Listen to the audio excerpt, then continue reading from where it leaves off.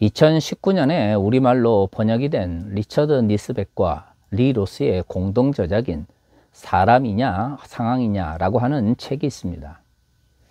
최근에 이 책을 읽으면서 참 많은 것을 생각하게 되었습니다. 물론 이 책의 내용을 전부 동의하진 않지만 이 책의 내용 중에서 다음의 부분이 굉장히 마음에 와 닿습니다. 사람들은 관찰한 행동과 결과가 특히 놀랍거나 이례적인 경우 행위자 개인의 독특한 성향이 아니라 행위자가 처한 객관적 상황 요인과 그 요인에 관한 행위자의 주관적 구성이 판단 근거로 작용한다는 것을 인식하지 못한다. 사실상 사람들은 누군가를 재평가하는 것은 지나치게 빠르지만 상황을 재평가하거나 다시 구성하는 것은 너무 느리다.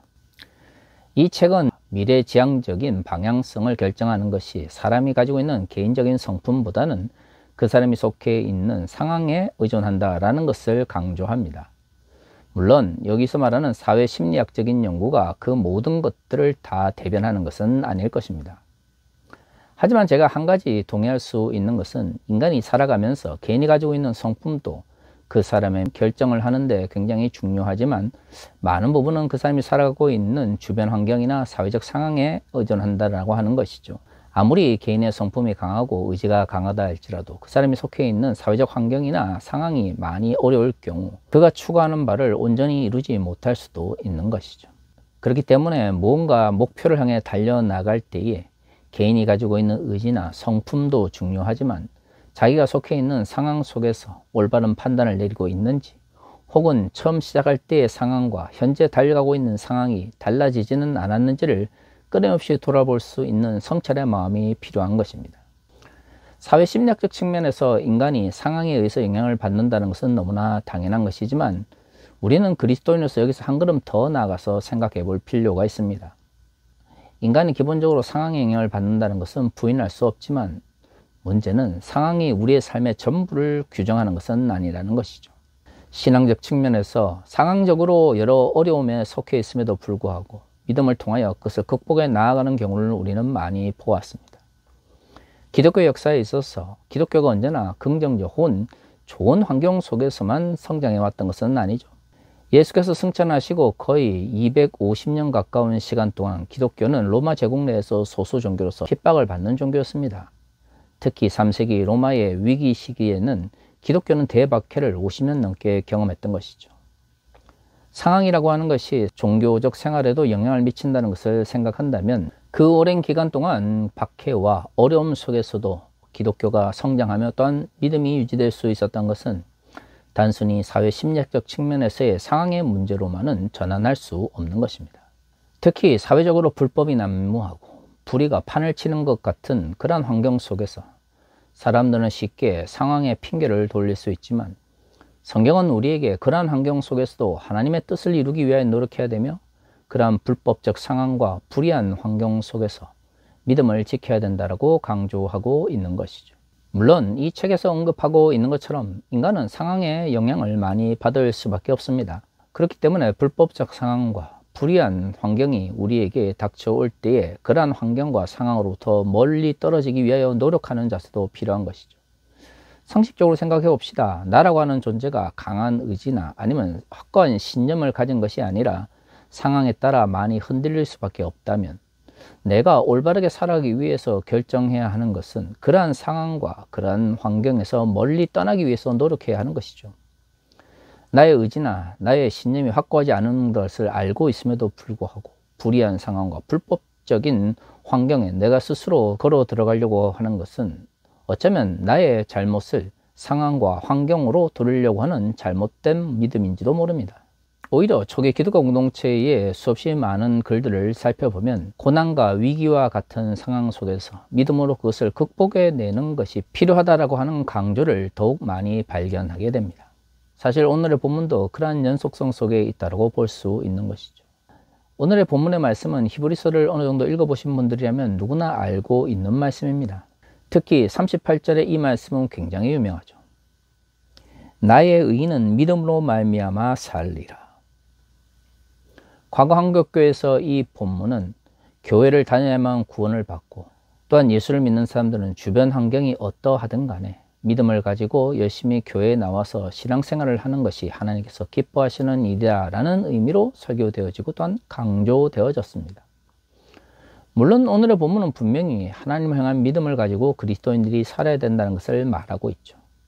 문제는 하나님을 향한 믿음을 가지고 살아간다고 하는 것이 구체적으로 어떤 상황 속에서 주어진 말씀인지에 대해서 사람들이 생각하지 않는다라고 하는 것입니다. 하나님을 향한 믿음은 어느 상황 속에서나 강조할 수 있습니다. 내가 고난이 없고 평안할 때에도 하나님을 향하여 믿음을 가질 수 있죠. 하지만 이 경우에 성경은 그렇게 강조하지 않는 것이죠. 대부분의 성경의 말씀 속에서 하나님을 바라봐야 된다, 믿음을 지켜야 한다라고 하는 강조의 말씀은 고난과 핍박이라고 하는 사회적 상황과 환경을 전제로 하고 있는 것이죠.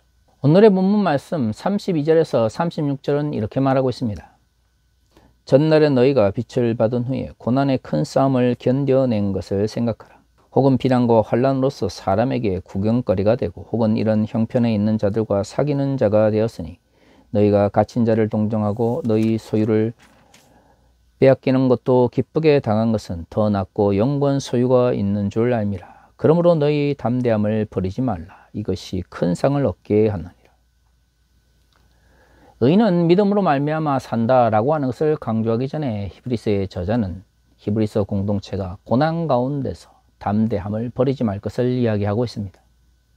32절에서 35절까지의 말씀에서 분명하게 알 수 있는 것은 히브리서 공동체가 큰 어려움 속에서 믿음을 지켜나가고 있었다라고 하는 것이죠. 31절에서 말하고 있는 것처럼 히브리서 공동체는 믿음의 큰 싸움을 통하여 승리하였는지에 대해서 말하고 있지 않습니다. 승리라고 하는 것은 궁극적으로 고난이 더 이상 우리에게 존재하지 않는다는 것을 의미하는 것이죠. 하지만 32절에서는 고난의 큰 싸움 가운데 견뎌낸다라고 말하고 있는 것이죠. 그렇습니다. 고난과 핍박이 히브리서 공동체에 닥쳐왔습니다. 믿음으로 그것을 견뎌냈고 끝까지 싸워 나갔지만 여전히 히브리서 공동체는 고난과 어려움 속에 있는 것이죠. 하지만 그들은 그들의 믿음을 포기하지 않았습니다. 그렇기 때문에 그들은 고난의 싸움을 싸웠고 또한 견뎌내고 있는 것이죠. 과거 한국의 보수적인 교회나 근본주의 교회들은 고난이 닥쳐오거나 어려움이 닥쳐오게 되면 믿음으로 그것을 이겨내고 승리해야 된다라고 이야기를 했습니다. 그 승리한다라는 말 속에는 고난과 어려움이 사라진다는 것을 의미하는 것이고요. 궁극적으로는 고난을 통해서 내가 좀 더 편해지거나 더 나은 삶의 환경으로 나아가는 것을 강조하고 있는 것이죠. 하지만 오늘의 본문에서 말하고 있는 고난의 싸움은 더 나은 환경이나 아니면 고난이 사라지는 그런 궁극적인 모습을 말하고 있지 않습니다. 이 땅을 살아가면서 우리는 어떤 모습으로 간에 끊임없이 고난의 싸움을 쌓여 나갈 수밖에 없는 것이죠. 거기에 승리라고 하는 것은 믿음을 포기하지 않고 믿음의 가치를 지키는 것입니다. 생각해 봅시다. 예수 그리스도를 믿고 살아가는데 사회가 불의하고 불법합니다. 그럼에도 불구하고 우리가 그 가운데서 고난의 싸움을 해나간다고 하는 것은 그러한 불법과 불의와 타협하지 않고 하나님의 말씀을 지켜야 한다는 것을 전제로 하고 있는 것이죠. 그러면 하나의 불법이 사라지면 또 다른 불법이 나타나지 않을까요? 오늘의 불의를 우리가 극복했다고 해서 새로운 불법이 나타나지 않을까요? 우리가 세상이 악하다라고 이야기를 한다면 이 세상 속에서 끊임없이 새로운 불법과 불의가 만들어진다는 것을 의미하는 것이죠. 그러므로 우리가 고난의 싸움을 싸워 나가고 또한 승리했다 할지라도 여전히 우리는 그를 견뎌낼 수밖에 없는 것입니다. 그렇다면 오늘 32절에서 36절에서 말하고 있는 것은 우리가 불법과 불의한 상황 속에서 끊임없이 믿음의 싸움을 통하여 싸워 나아가는 것, 즉 그 불의와 불법과 타협하지 않고 하나님의 공의와 정의를 향하여 달려나가야 된다는 것을 말하고 있는 것이죠. 바로 이를 위해서 담대함이 필요한 것입니다. 우리가 이러한 어려움 속에서도 믿음의 싸움을 할 수 있는 것은 하나님께서 우리에게 주실 큰 상을 바라보기 때문이죠. 이러한 싸움은 인내를 필요로 합니다. 하나님께서 우리에게 큰 상을 주시겠지만 그것은 지금 당장 주어지는 것이 아닙니다. 그렇기 때문에 우리는 인내로서 그것을 기다려야 하는 것이죠. 히브리서 저자가 말하고 있는 것은 불법과 불의가 난무하는 세상에서 고난의 싸움을 싸워 나아가는 것. 하지만 그 가운데서 승리함에도 불구하고 끊임없이 새로운 불법과 불의 가운데서 견뎌내야 하는 그리스도인들이 담대함을 가져야 하는 것은 상을 얻기 위한 것입니다. 하지만 그 상은 지금 당장 주어지는 것이 아니라 궁극적으로 우리에게 인내를 필요하는 것, 즉 하나님의 때에 이루어지는 것을 의미하는 것이죠. 그렇기 때문에 37절에 예수께서 지체 없이 오실 것을 강조한 다음에 나의 의인, 즉 하나님께서 의인이라 칭하신 그 사람이 믿음으로 말미암아 산다라고 말하고 있는 것입니다.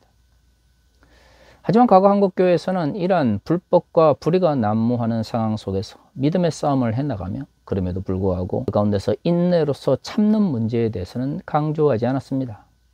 그저 믿음으로 싸워나가면 하나님께서 모든 문제를 해결해 주실 것 같은 그러한 의미로서 38절의 말씀을 강조했던 것이죠. 하지만 38절 전체를 읽어봅시다. 나의 의인은 믿음으로 말미암아 살리라. 또한 뒤로 물러가면 내 마음이 그를 기뻐하지 아니하리라. 보통 과거 한국교회에서는 앞부분만을 강조했습니다. 하지만 38절의 말씀은 뒤로 물러서는 것을 기뻐하지 아니하시는 하나님에 대해서로 말하고 있는 것이죠.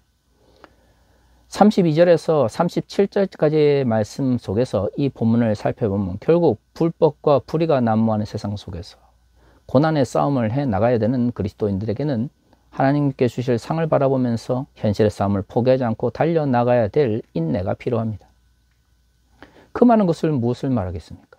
결국 현실의 불법과 불의에 타협하지 않는다는 것을 의미하는 것입니다. 다시 말해 믿음으로 말미암아 산다라고 하는 것은 불법과 타협하지 않고 끊임없이 싸워나가는 그리스도인의 삶의 모습, 즉 상황을 필요로 하는 것이죠. 그렇기 때문에 하나님께서는 그 가운데서 물러서는 것을 기뻐하지 않는다라고 말하고 있는 것입니다. 물러선다라고 하는 게 무엇입니까?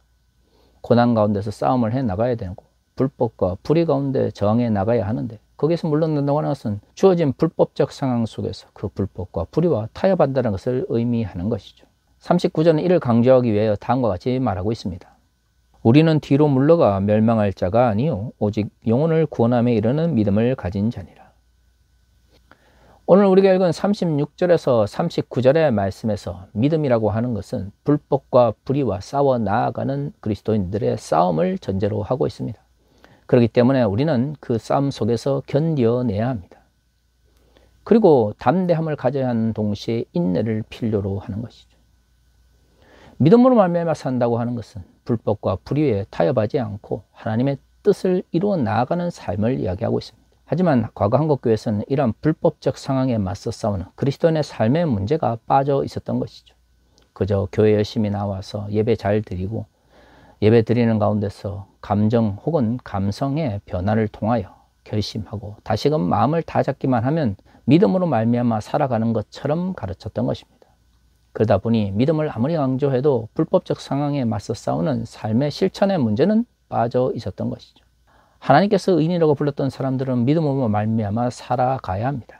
그렇지만 그 믿음은 결국 불법적인 상황 속에서 그것을 맞서 싸우는 실천적 삶을 이야기하는 것이니까 여기서 물러선다고 하는 것은 그 불법적 상황에 타협하며 또한 눈 감는 것을 의미하는 것이죠.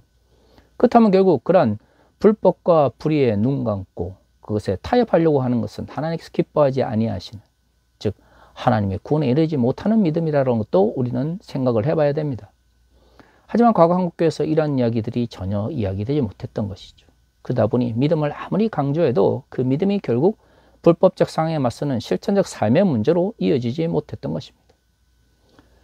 12.3 내란 사태가 일어난 지도 벌써 2주가 지나갔습니다.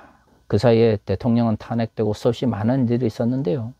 안타까운 것은 여전히 한국의 보수교회들은 12.3 내란 사태를 정당화하려고 하고 또한 그 내란 사태에 부역자로 참여한 일 중에서 상당수가 그리스도인이라고 하는 것이죠.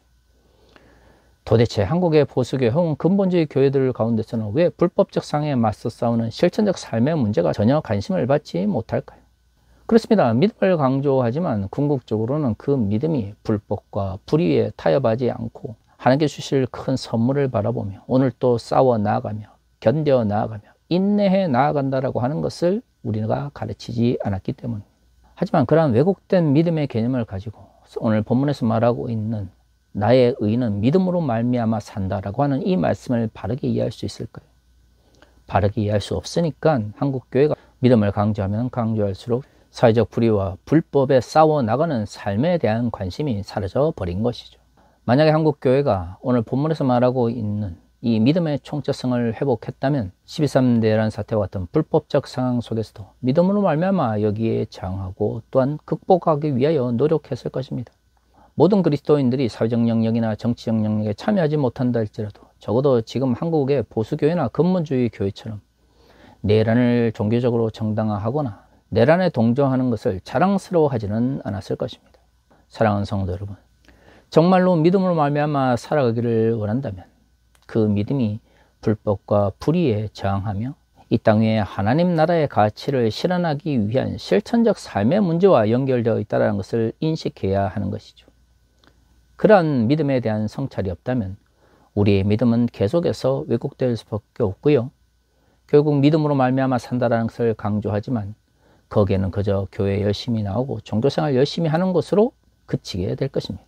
믿음의 총체성을 회복하기를 원합니다. 불법적 상황과 불의한 환경에 싸워 나아가며 하나님의 뜻을 이 땅에 실현하며 하나님의 공의와 정의를 향하여 달려나아갈 수 있는 믿음을 가지기를 원합니다. 그것이야말로 오늘 본문에서 말하고 있는 진정 하나님께서 인정하시는 의인이 믿음으로 말미암아 살아가는 삶의 모습일 것입니다. 다 같이 기도하겠습니다.